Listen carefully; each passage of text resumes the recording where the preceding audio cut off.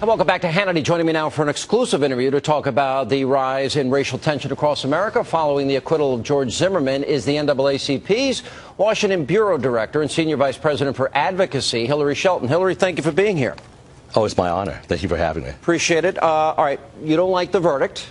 Am I right on that? No, not at all. We think it's wrong.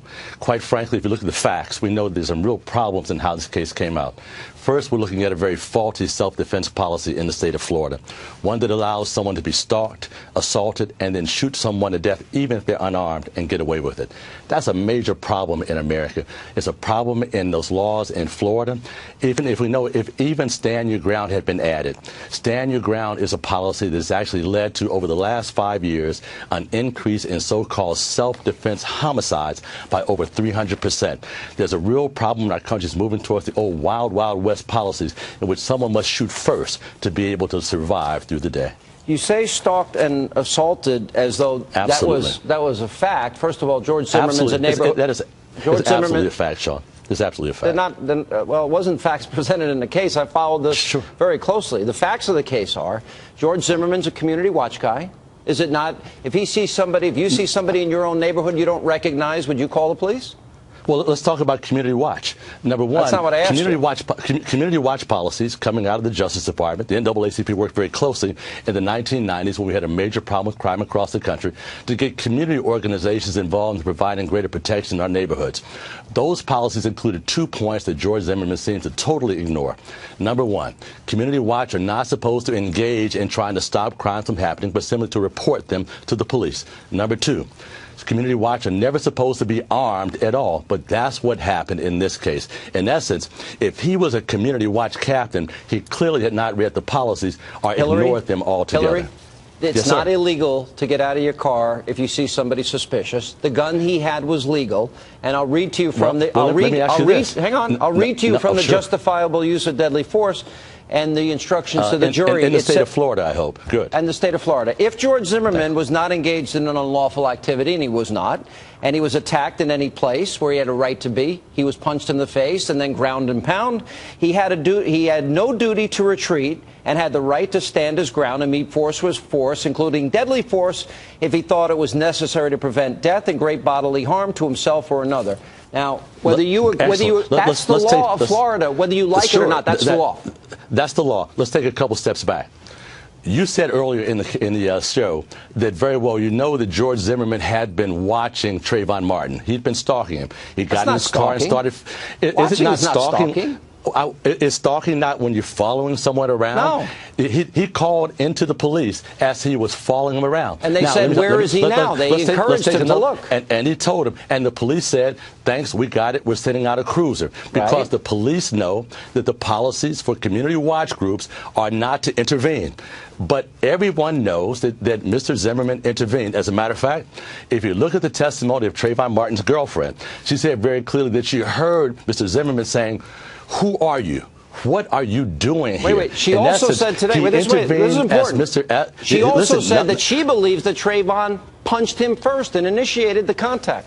Now, let me ask you this. If Trayvon Martin is walking along the way, and if Mr. Zimmerman came in and stood in front of him to stop him, most likely he'd probably put his hands up to say stop. Because he said, wait, who are you? What are you doing here? Well, let me say this.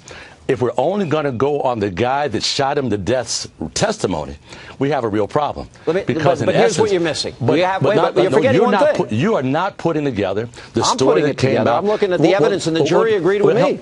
Well, help walk through. The jury decided on very narrow facts how the outcome of this case should come out. Now, the jury was not told to think about the fact that he was being followed. The jury was not told to consider the fact that indeed. There's no denying that. Oh.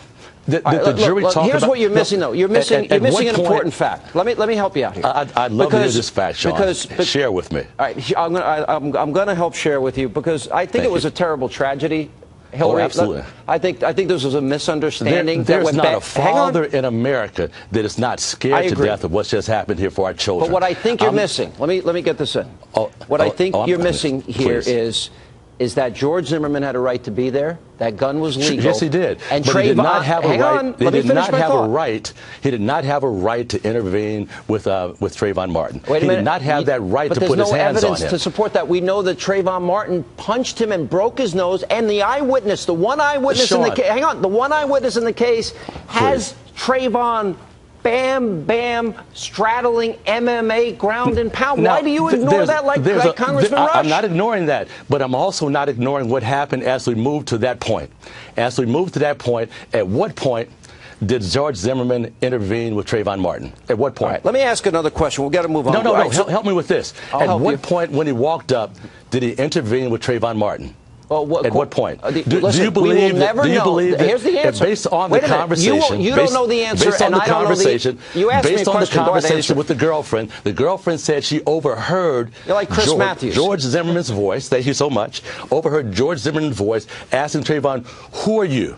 What are you doing here?" But that same woman, but you're not listening to this part. You asked me a question and answer the question. Go ahead and say it, please. That same woman said yesterday that she believes that Trayvon initiated the fight. Now, here's the problem. Oh, she did not say that. George Zimmerman screaming at the top of his lungs with a broken nose and an eyewitness putting Trayvon, beating the crap out of him. The question then becomes what the law of Florida is. I think it's a terrible tragedy. But here's the point. You don't like the verdict, so now you want to pressure the president and Eric Holder to go after civil rights violations. As far as I'm concerned, that sounds like people that disagree with the verdict are being sore losers and now want to make this guy's life a living hell. Let me say this. We got 1.5 million and growing emails from across the country of other people that have real problems with their assessment of the evidence and how it was applied in this particular case. I hear what you're saying. Out of 300 and million I understand people. very well. That you and I both heard the one member of the jury. Sure, thank you. All right. Go right there ahead. were 61 deaths in Chicago. Yes. 61 it's sad. deaths during just the time of the Zimmerman trial. Can you name one person by name that died in Chicago? I cannot. I cannot, but I can tell you this. Doesn't that tell you why? Because I don't want to see kids dying. I appreciate Hillary. I appreciate this talking point, but let me share something with you. Not a talking point. Share with me one case of someone being shot to death in Chicago in which, if the perpetrator was actually apprehended, they were not fully prosecuted. Well, what I'm trying to ask you is why does the NAACP focus on this and not focus on? Look how many black-on-black crime that is now an epidemic in Chicago. And here, a jury acquitted this man, and you guys want to go after him. You don't like the verdict. Why not focus on Chicago? Sean, I wish you remembered the NAACP and knew as much about us as you think you do. Quite frankly, the NAACP has been going after the issue of the murder of African-American children from the very beginning. You don't know the name of one of them. Let me share something with you.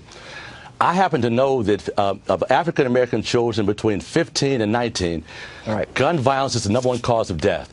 Will you support gun control legislation to help end that awful violence? No. And if you go back and look at the gun control legislation that was passed in 1994, you probably know that the homicide gun-related rate went down as a result of us actually eliminating the use of assault weapons.